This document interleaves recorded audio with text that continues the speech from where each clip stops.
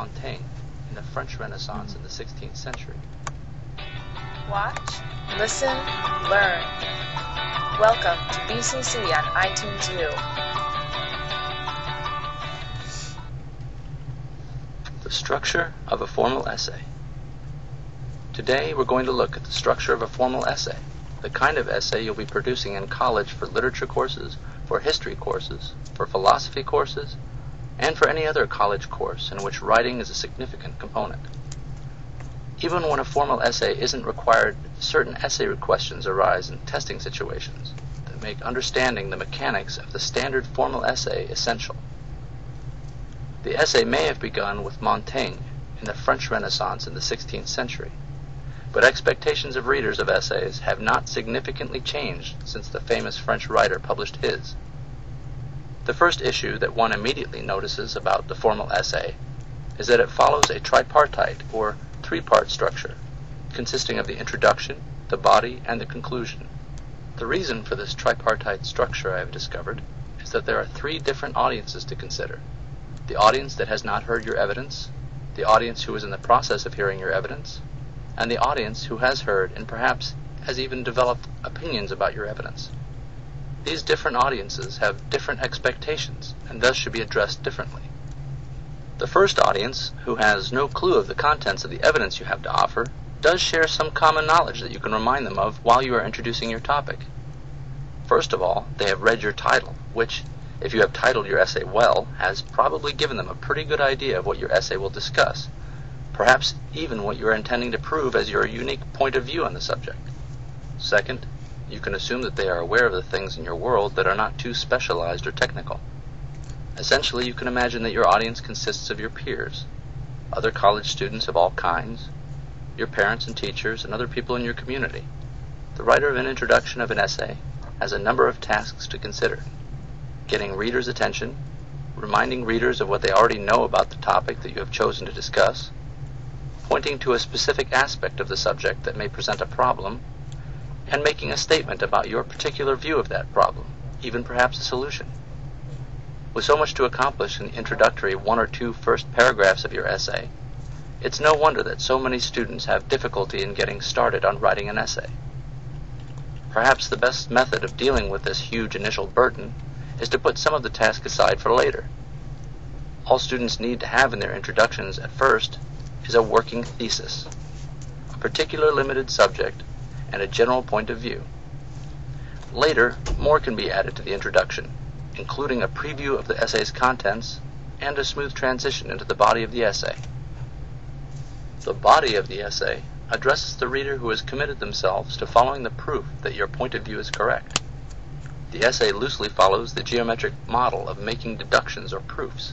So important was this method to the Greek philosophers that influenced Montaigne's invention of the essay, that above the entranceway of Plato's Academy in ancient Greece, it is rumored that a warning appeared: "Let none ignorant of geometry enter here." In the same way, the evidence you provide for your readers should follow in a directed, logical manner, as though you are building to a climax, that eureka moment that your readers will have when they see that you are right. To that end, each piece of evidence is placed into bite-sized paragraphs that will help your readers to digest the many-coursed meal you are placing before them. Your paragraphs should hold together topically, and that the sentences within each paragraph should discuss the same topic as other sentences within that paragraph. To keep clear on what that topic is, it helps both you and your readers to have a topic sentence that states a central point for presenting that collection of thoughts. The topic sentence can simply be a statement of the subject of that paragraph, or it can be a statement that reminds the reader of how the subject of this paragraph relates to the point of view that you are attempting to prove throughout your essay. Additionally, each sentence should follow the next in a logical order that supports the topic sentence. Though the topic sentence can appear anywhere in your paragraph, it should not occupy the very last place in the paragraph unless you are willing to combine it with another kind of sentence that should appear there, a transition sentence. This transition helps to prepare the reader for the topic of the next paragraph, while keeping the reader interested enough to continue reading. Remember that a paragraph break is a place where a reader might be tempted to give up on you, but bite-sized paragraph portions are too essential to reading without choking in confusion. So don't make the mistake of avoiding paragraphs altogether. Paragraphs can be arranged in an essay in a variety of ways, depending on the type of thesis or point of view you are trying to prove. Just as paragraphs must be arranged within to respond to the needs of a particular topic sentence, they must be ordered relative to each other in a way that makes sense for the thesis sentence or thesis statement, the central point of your entire essay. The most common arrangement method is to save the strongest evidence for last, though you might suggest earlier to the reader, perhaps in your introduction, that such compelling evidence will be forthcoming. Essay structures, like paragraph structures, can be a matter for your own invention. Some common essay and paragraph structures are narration, description, exemplification, division, classification, process analysis, causal analysis, comparison-contrast analysis, and argumentation. An essay is likely to combine a few of these structures. Arguably, each paragraph has a structure of some sort that may follow any of the above strategies or arrangements. The words and phrases that you use in the body of your paper will likely be more specific and technical than in your introduction and conclusion. But keep in mind that the members in your audience are probably not going to be experts in the subject you are discussing. Keep your language free of jargon or specialized vocabulary, or if you must use technical terms, define them as you go, perhaps in parenthetical comments. While your readers are absorbing your essay and following the proof of your thesis, they will appreciate any transitional sentences and transitional phrases that help them to keep track of where they are in your argument. Have they heard your most important point yet? Is this the second step of your analysis? How does this section of your paper relate to your thesis? These are confusions that you can ease in a concerned manner with transitional phrases and sentences that build trust between you and your readers. Conjunctive adverbs. However, otherwise, consequently, indeed, and furthermore, and transitional phrases. In the first place, on the other hand, in the meantime, and on the contrary, go a long way toward making your readers feel like you are holding their hand through the difficult parts of your paper, and toward making them feel like they are still engaging the proof of your thesis.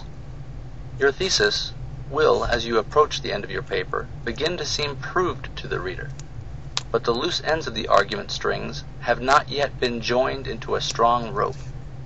Your essay conclusion will provide this function along with a few others.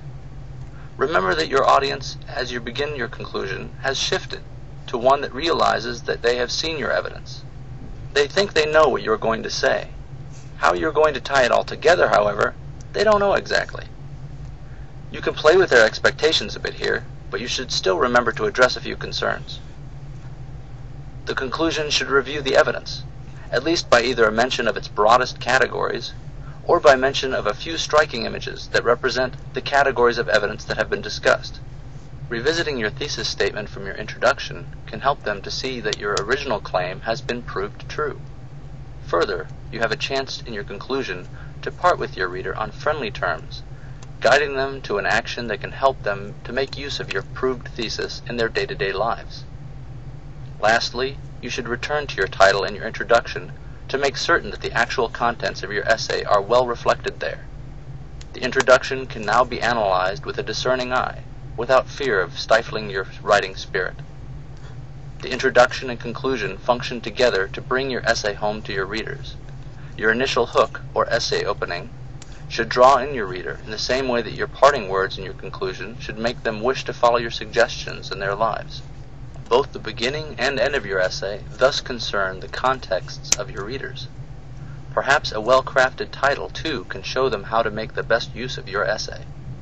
An essay, as originally conceived of by Montaigne, is in essence an attempt, a try at reasoning something through in a coherent and convincing manner. So take a whack at it. See if you can make the formal essay work for you. It has a certain poetic form to it. Don't worry, you'll get better at it each time you do it, and you'll especially improve each time you reflect upon the structure of a formal essay while you're trying it on for size.